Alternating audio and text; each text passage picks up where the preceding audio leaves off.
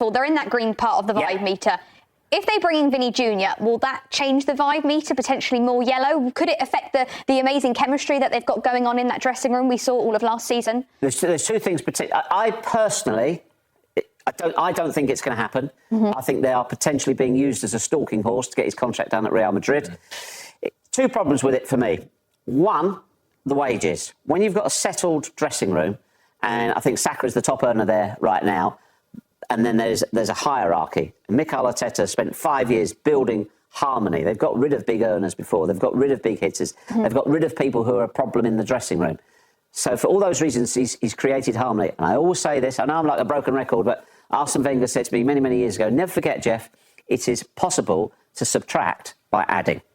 If you bring in the wrong person, you can really take apart what you've already built. The other thing is his character. Would his character fit him? Again, a really, really emotional player. We see a lot of arm waving, a lot of frustration, a lot of disappointment. And you just think, well, would that fit in at Arsenal? Having said all of that, if the wages didn't affect the dressing room, and if he could bring his top game, he would be one of the most sensational signings ever in the Premier League. It'd be an incredible signing. Do you think it'll affect the chemistry in that dressing room? Yeah, look, if I'm an Arsenal player, especially given that he has a relationship with the Brazilians on the team already, especially given he has a good relationship with Bruno Guimaraes, I'm looking at the manager, I'm saying, get this done. The fan base is one thing, the players are another thing. The big reason why Arsenal did not win the Champions League, they're going to win the Premier League. This is their Premier League title to lose, I'll say that. They don't have enough difference makers in the final third. Vini Jr is a world-class difference maker, Jeff. Arsenal are watching closely.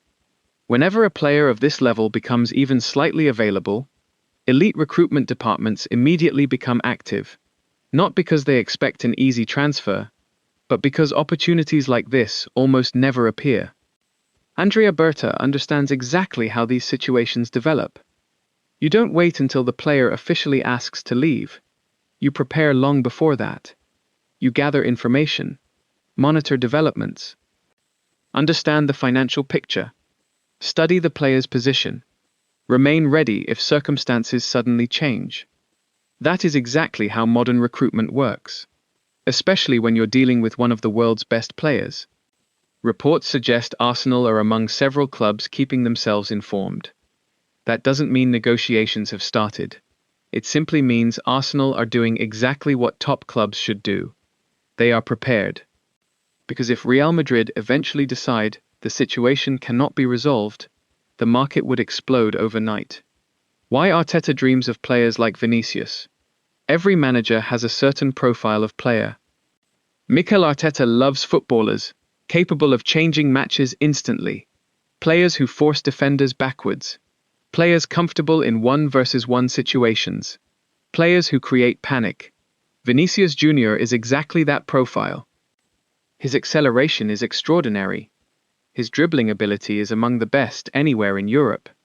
His movement constantly stretches defensive lines, and despite already being one of football's biggest stars, he's still entering what should be the very best years of his career.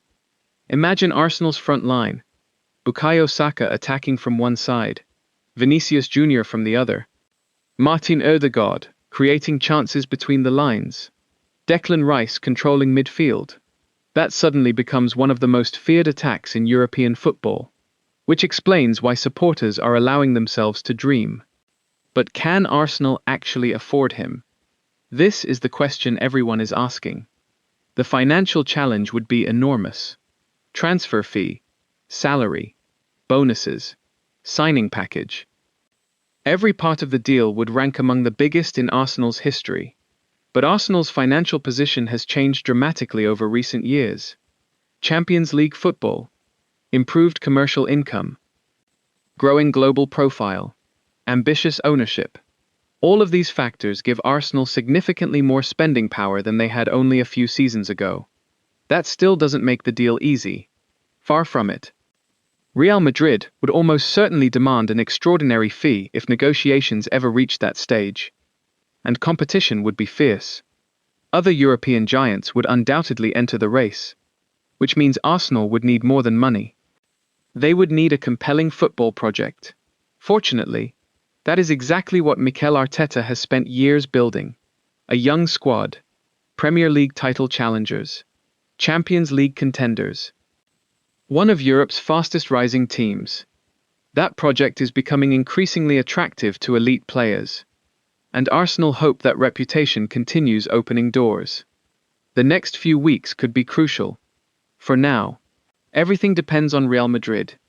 If contract negotiations finally reach an agreement, this story immediately cools down. Vinicius signs. Madrid celebrate. The speculation disappears. But if talks continue to stall, if uncertainty grows, if no agreement arrives, then Europe's biggest clubs will continue watching every development, including Arsenal. Because football history has shown us something repeatedly. The biggest transfers often begin with contract uncertainty. And while nobody can say today that Vinicius Jr. will become an Arsenal player, one thing is absolutely certain. This is no longer a rumor that can simply be dismissed. It is a genuine contract situation involving one of the world's biggest stars.